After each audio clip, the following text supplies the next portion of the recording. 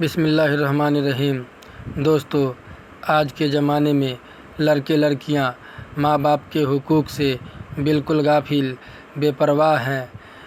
ان کی تعظیم، ادب، خدمت اور فرما برداری سے منہ موڑے ہوئے ہیں، بلکہ کچھ تو اتنے بد نصیب ہو گئے ہیں کہ ماں باپ کو بری طرح تکلیف پہنچا رہے ہیں۔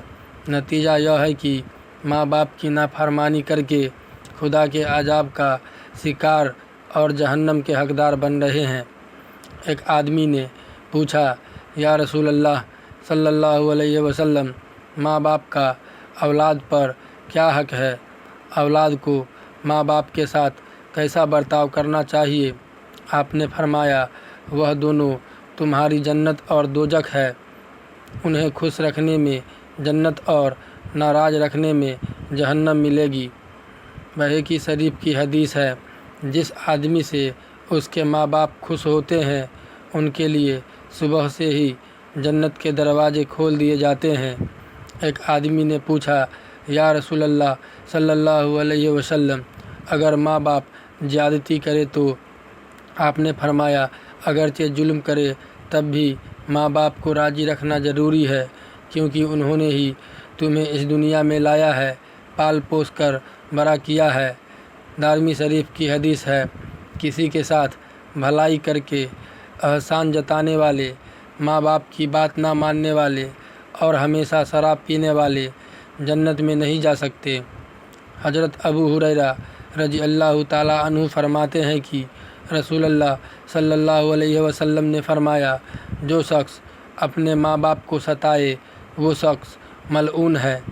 حضرت عبداللہ بن اوفا فرماتے ہیں، ایک آدمی آیا، کہنے لگا، یا رسول اللہ صلی اللہ علیہ وسلم، ایک جوان مرنے کے قریب ہے، اسے کلمہ پڑھنے کی تاکید دی جاتی ہے، لیکن اس کی زبان نہیں چل رہی ہے۔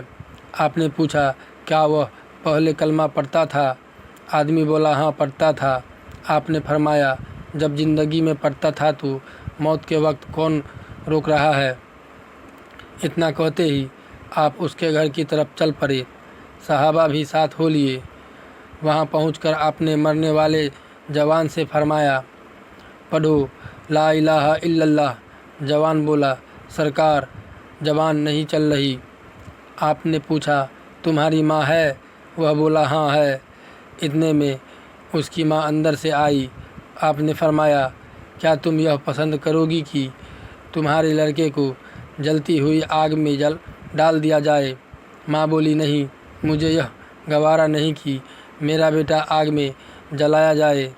آپ نے فرمایا، تیرا بیٹا نافرمان ہے، تو اس سے ناراض ہے، تیری ناراضگی کی وجہ سے اسے موت کے وقت کلمہ پڑھنے کی توفیق نہیں مل رہی ہے۔ اگر تو نے اسے معاف نہیں کیا تو یہ یوں ہی مر جائے گا اور اسے جہنم کی آگ میں جلایا جائے گا۔ کیا تجھے منظور ہے؟ ماں کی ممتا کو جوش آیا، وہ بولی، میں نے اس کی خطائیں معاف کی۔ اتنا کہنا تھا کہ لڑکا کلمہ شریف پڑھنے لگ گیا۔ ایک واقعہ اور سنیے تاکہ اچھی طرح معلوم ہو جائے کہ ماں باپ کی نافرمانی کر کے کتنا بڑا گناہ اور عذاب مول لے رہے ہو۔ اصبہانی کہتے ہیں کہ میں ایک جگہ مہمان تھا۔ مہمان کے گھر کے پاس ہی قبرستان تھا۔ عصر کے بعد میں نے دیکھا کہ ایک قبر پھٹی، اس میں سے ایک آدمی نکلا جس کا سر تو گدھے کا اور بدن آدمی جیسا تھا۔ وہ 3 بار گدھے کی طرح زور زور سے چلایا اور واپس قبر کے اندر چلا گیا۔ میں نے لوگوں سے اس کے بارے میں پوچھا تو بتایا کہ وہ ایک شرابی تھا۔ اس کی ماں اسے منع کرتی، اسے ڈانٹتی، لیکن وہ مانتا ہی نہیں تھا، بلکہ الٹا اس کو برا بھلا کہہ دیتا۔ ایک دن اس کی ماں جب اسے منع کرنے لگی تو اس نے اپنی ماں کو کہا، خاموش رہو، کیا گدھے کی طرح چلاتی ہو؟ ماں بیچاری خاموش ہو گئی اور ایک دن وہ عصر کے وقت مر گیا۔ وہ دفنا دیا گیا۔ اسی دن سے ہر روز عصر کے وقت یہ قبر پھٹتی ہے اور وہ نکلتا ہے और गधे की तरह चिल्ला कर चला जाता है। यह नतीजा है उसके उस जवाब का जो उसने अपनी माँ को दिया था।